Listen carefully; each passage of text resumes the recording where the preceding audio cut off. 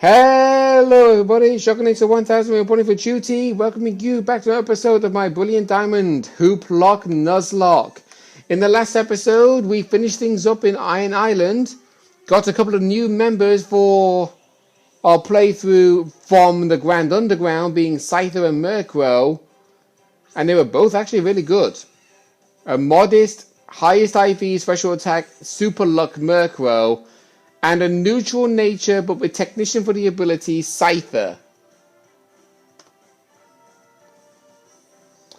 So this episode, we're going to be challenging the gym leader of Canalay City, being Byron.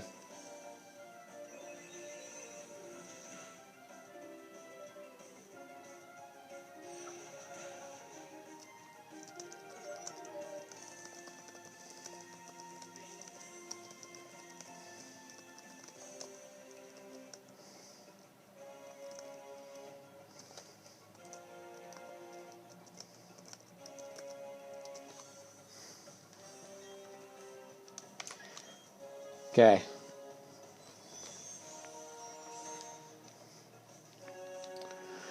Sumerville.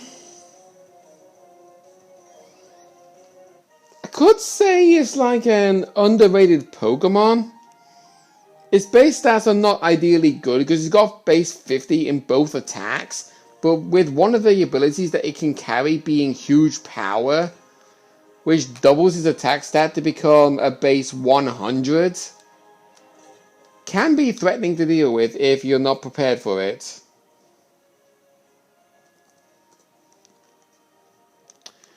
Okay, let's use one of my potions to heal up Wilson's HP. And let's use an ether on your psychic in case if I happen to need it.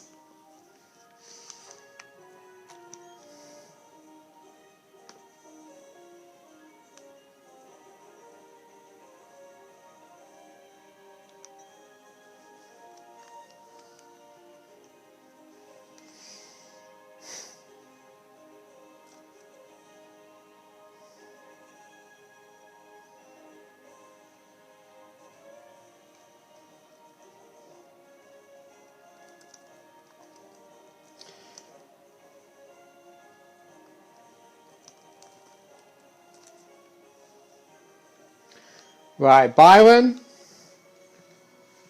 Once I beat you for the second time, which we definitely know is going to happen because we have more Pokemon on our team now than the first time we fought him. Yeah. Last time we only had our Torterra to be dealing super effective damage against him. This time we have a full team of 6.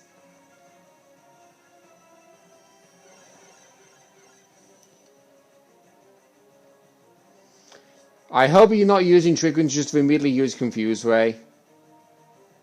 Okay, using Sandstorm. Alright.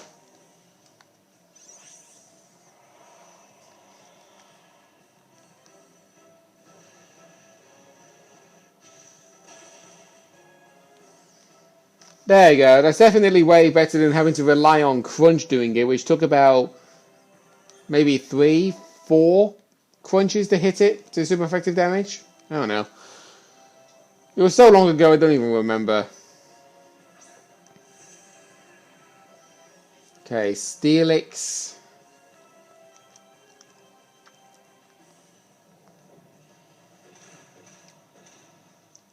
Okay, I can take another one of them unless I'm in crit range. Because if I am in crit range, then I'd rather not play it risky. I'd rather play it safe. I'm going to switch to Torterra.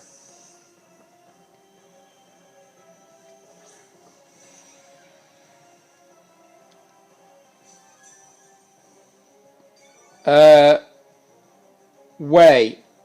Gym leaders are not supposed to be using healing items in this game.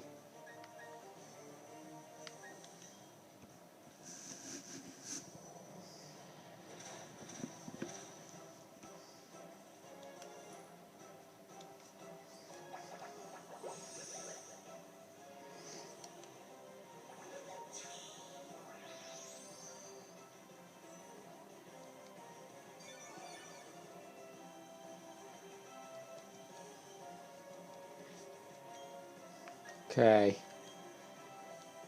It's not going to knock out the Steelix, but we get a good amount of damage in. Maybe the Leech Seed might actually end him off.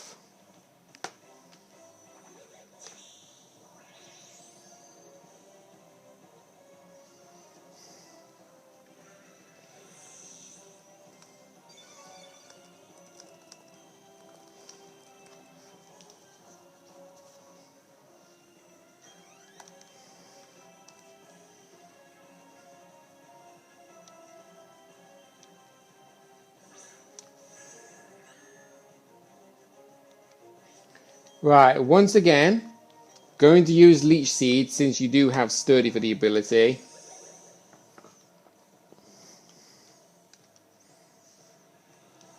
I resist that.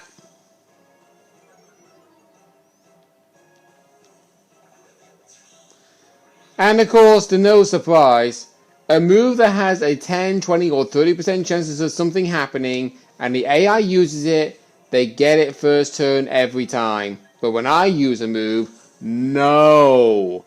I have to use it at least 7 times before I get it at least once.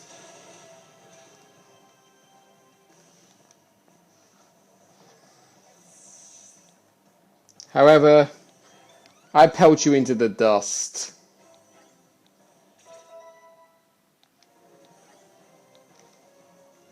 Byron, your history. Literally, because we are now proceeding further into the story than we did on our first attempt. I'm just loading up the Hooplocke because I got to get myself ready for the new challenge.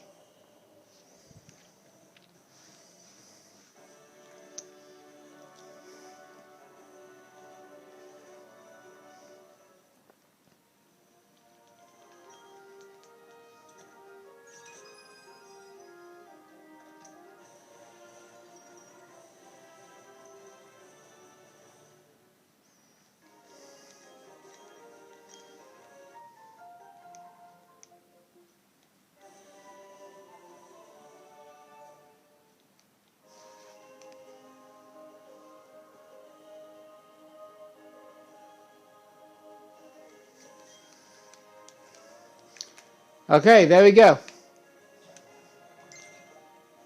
That's 6 gym badges over and done with.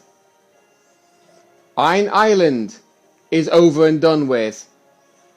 We now move on to doing the journey for our 7th gym badge. And that will result in what this next challenge will be. Hang on.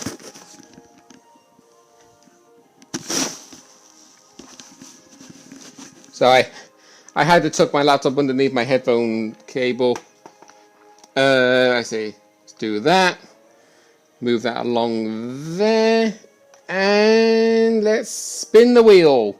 If we get the same challenge again, I'm re-spinning it.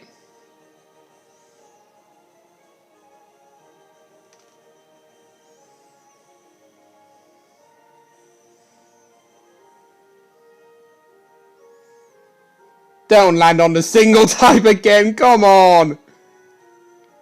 Oh my god! Are you serious? You are actually serious right now. Once again.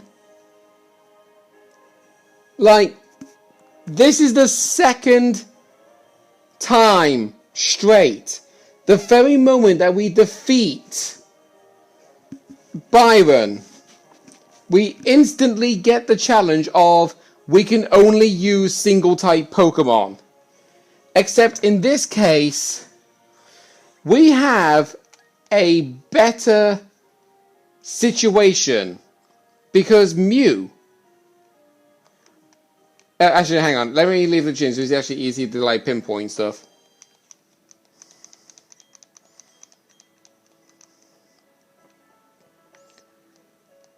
Right. Mew is a single type. Marchamp is a single type. Ponyta is a single type. Alakazam is a single type. Luxray is a single type. Hippopotas is a single type. Pikachu is a single type. And Shellos is currently a single type, but evolves into a dual type anyway. So we have a lot more options this run than we did the previous run. Because the last attempt, we did not have a Luxray. We did not have an Alakazam. We had a Marchop, but it was too low level to even do anything.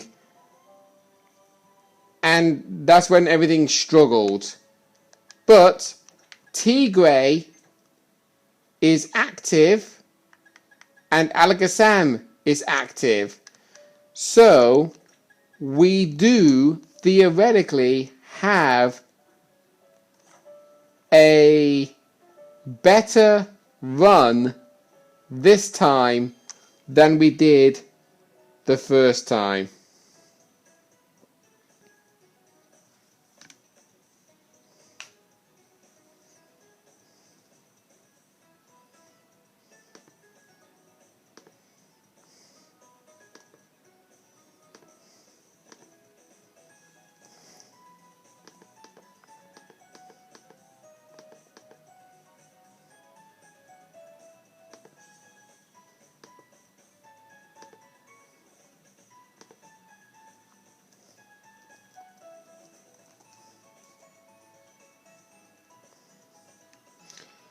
Sorry, I was just checking something up with her.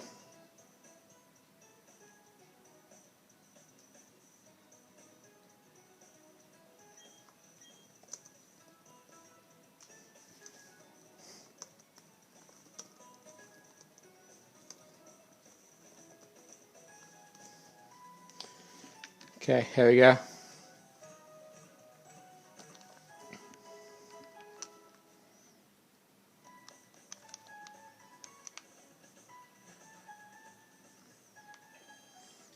Alright, time to move the story along. So it's now back to the basics of when I was actually doing the gym leader introductions and also important fight battle introductions. Not including the Galactic Grunt ones, because the only one I pretty much care about with Team Galactic is one particular trainer. Actually, while I'm here, I think... Yeah, here we go. This book, specifically, you want to pay close attention to this because this actually helps you for something in Legends Arceus. This book is titled The Sea's Legend. It's a text that was only recently discovered, and its ancient letters were decoded. Once upon a time in the East Sea, there was a Pokemon known as the Prince. A brave human asked Pokemon living in the sea to let them see the prince. Mantike, Weasel, and Quillfish, with huge spikes, acknowledged the human's bravery and joined them. If you are wondering about that, Quillfish with huge spikes.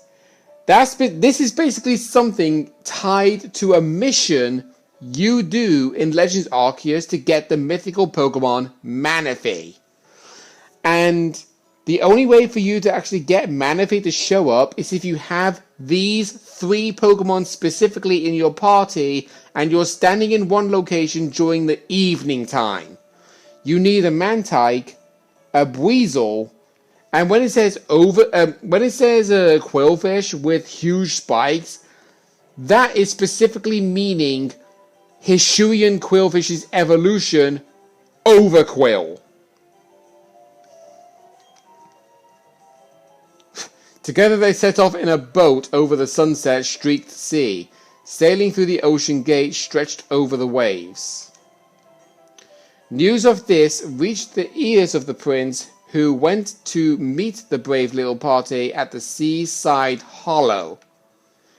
You want to take note of that, because believe me, we will be doing a Let's Play on Legends Arceus soon.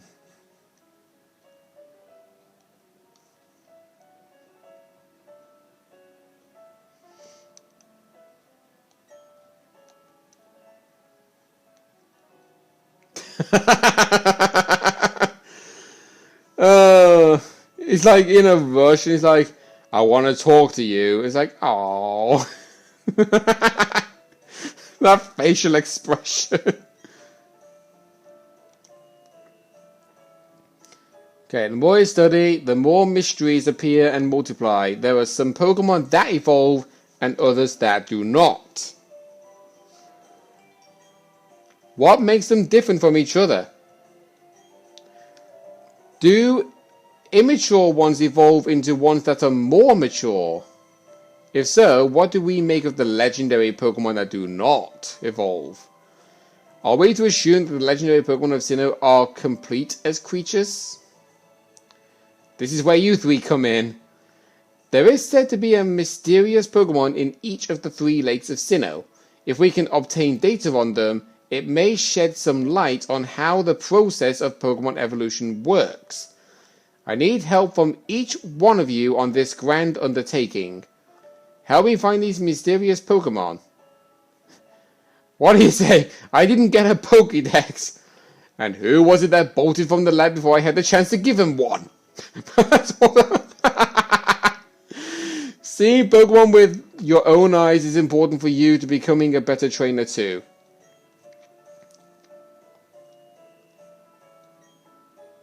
So yeah, he would have made all of us go regardless. So there are 3 lakes and 3 of us. So Lucas is going to go to Lake Ferrity, which is near our hometown. And Barry is going to Lake Aquity, because that's on the way to the Snow Point City, where the 7th gym is. And that leaves us with Lake Fowler.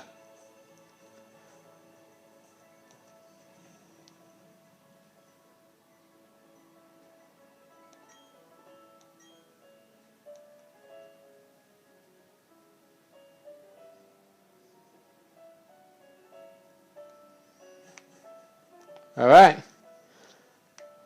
So, we felt an earthquake happen. And this is actually kind of funny. Listen to this trainer when they actually hear what they have to say after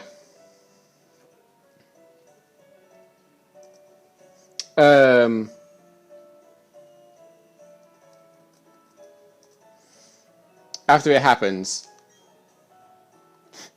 Hello, this is the Candlelit Library. Please keep quiet when you're on the premises. It certainly wasn't me who screamed. And then she does a scream. And I definitely didn't shout. No, really, that wasn't me yelling. I like that. That tremor, that wasn't a natural occurrence.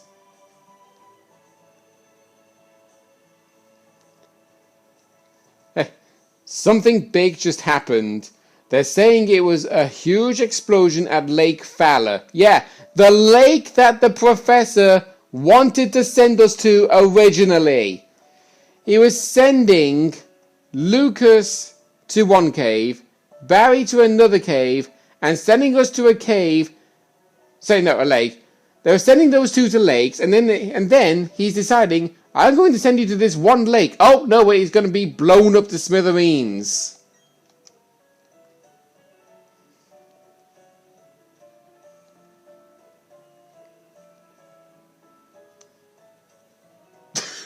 That not subscribed, that does not fit well for that sentence at all. But I do have a history with that line. That guy, his default name is obviously Barry. There was one save file of Pokemon Platinum, I think, where I actually called him Toad.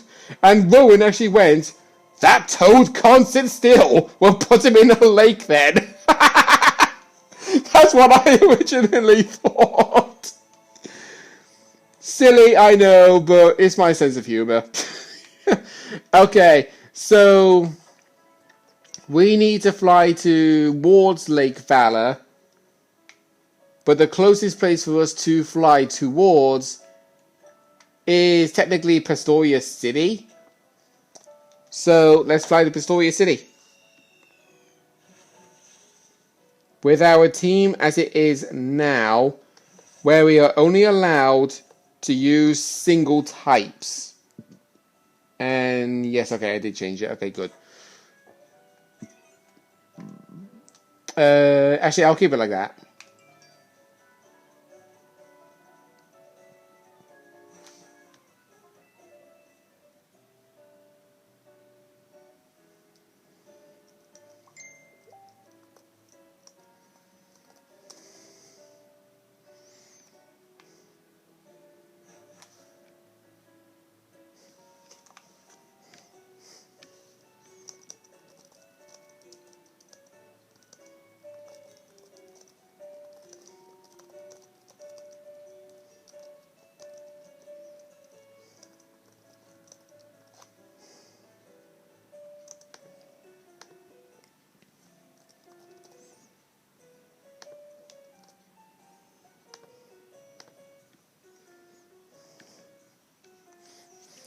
Sorry.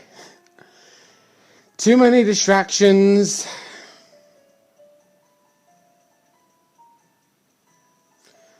But I don't want to say to her, I'm kind of busy at the minute and not able to talk now. And then when I find out I am available to talk now, she's eventually gone and I don't get to hear from her till like maybe a month or two. Because literally, I very rarely ever get the chance to talk to her. And she's the only person who ever talks to me on Facebook. Nobody else does. So here we go.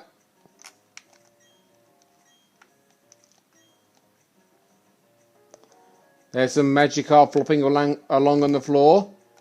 And some optional battles for us to deal with. May as well fight Team Galactic.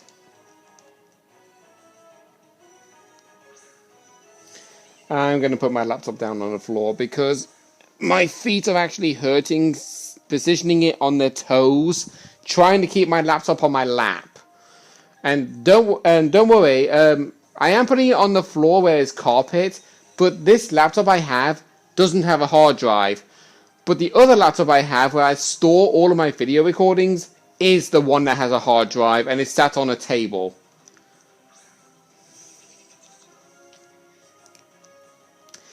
Every Krogunk that is ever used in the Sinnoh game happens to have anticipation because apparently it cannot ever have its other ability, dry skin.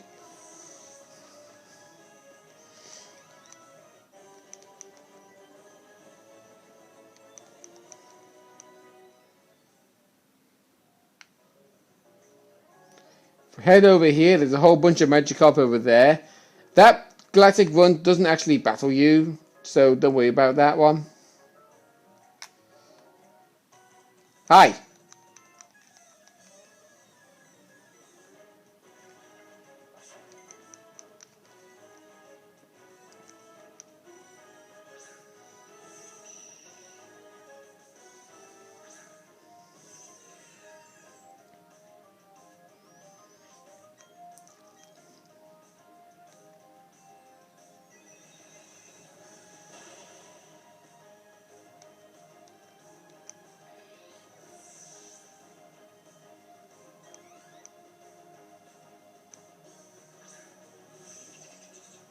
Another Krogunk. It's the one Pokemon that Team Galactic love to use. In fact, coincidentally, I think the most common type that Team Galactic used happen to be poison types. But the only poison types they ever use are the Zubat line and Krogunk. No one else.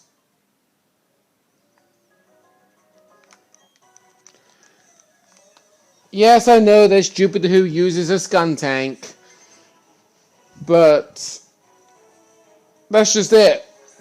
With how many poison types there are that you can theoretically catch in this game, I mean, we have seen at least one Galactic runs using a Dustox, I think. That's just about it.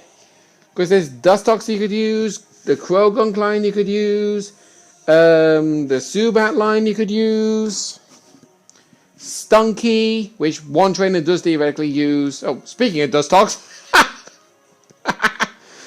Alright, coincidental. But yeah, you got Dustox, Stunky, Krogunk, Subat, Golbat, Badoo, Roselia. Can't think of any other poison types, but those are the only ones I can think of. Life Dew? Hell no. There is actually a HP healing move, but it only heals 25% of your max HP, which is not the best healing move ever. You would really want to use moves like Synthesis or Moonlight or Morning Sun or just plain Recover that heals half of your max HP. Life Dew only heals a quarter. Right. There is actually something up here for us to gain access to, but unfortunately, because there's no water, we can't reach it. Let's see. Yeah, I'll keep Wilson in the lead. He's not a battler, so we can just leave him be. But we do... Oh, God. We do have one of the...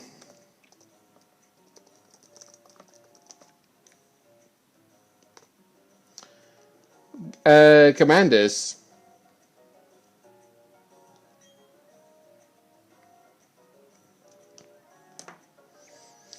The mission is proceeding without a hitch. The boss should be pleased. Everything is for everyone and for the good of Team Galactic. I recognize your face. You're the child who raided the Team Galactic building in Eterna City. Really? I don't remember seeing you there. Jupiter should be ashamed of herself being beaten by a child like that. But anything and anyone that opposes Team Galactic must be crushed. Even the very thought of opposition will not be tolerated.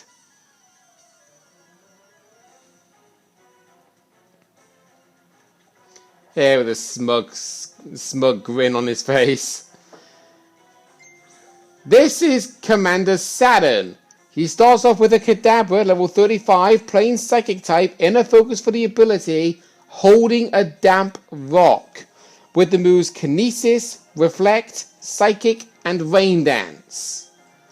The main idea what he does here is he sets up the Rain Dance for the team he has.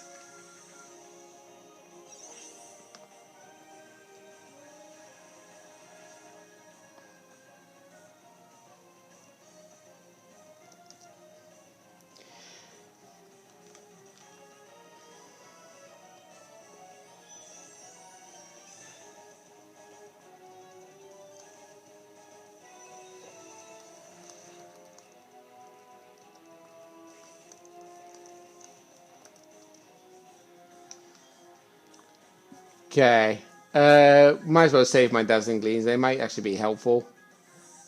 Alright, switching out. Okay, so he's switching out to Bronzor, level 35, Steel Psychic type, Levitate for the ability, carrying the moves Confuse Ray, Payback, Gyro Ball, and Extra Sensory.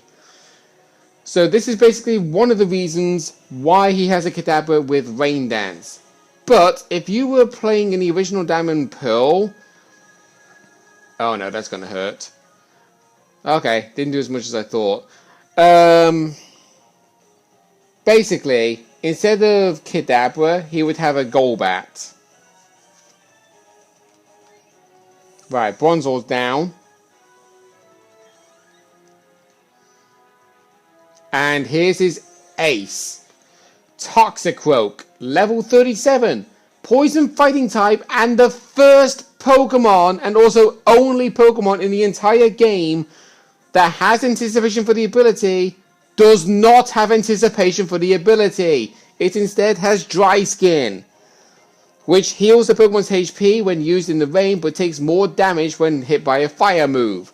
Has the moves Mud Slap, Revenge, Toxic, and Thief.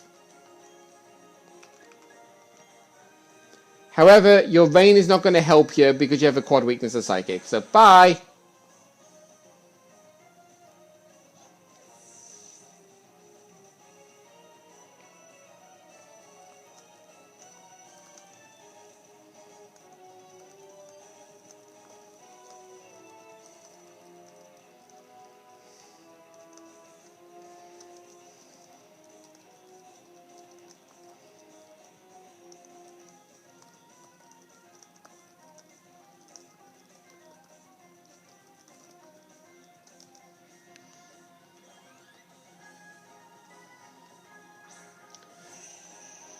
We have actually gone over the time limit. So, after this battle, we will actually call an end to the episode, okay, guys? Finger crack.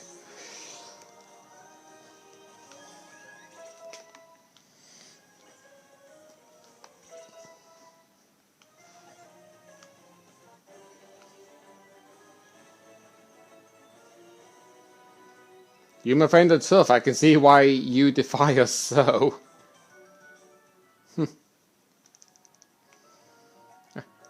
Even I, Commander, only managed to buy us time. But that's fine. A child like you will never be able to stem the flow of time. Team Galactic will get the 3 legendary Pokemon of the lakes. With their power, we will create an entirely new universe. By now, Marge should have captured the Pokemon of Lake Verity. So that's our next mission. Next time on Pokemon Brilliant Diamond, we'll give chase to Mars at Lake Verity. See you guys then.